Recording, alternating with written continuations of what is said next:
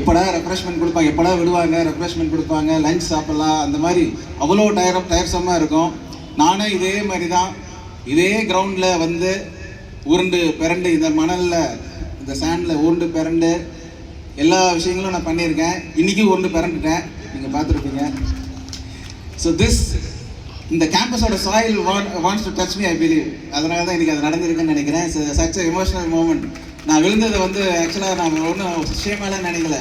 This soil wants me, it wants to touch me, I want to touch it. So அதுதான் இன்றைக்கி நடந்திருக்கு. So அந்த மாதிரி ஒரு எமோஷனல் கனெக்ட் இந்த சாயிலுக்கும் எனக்கும் இருக்குது.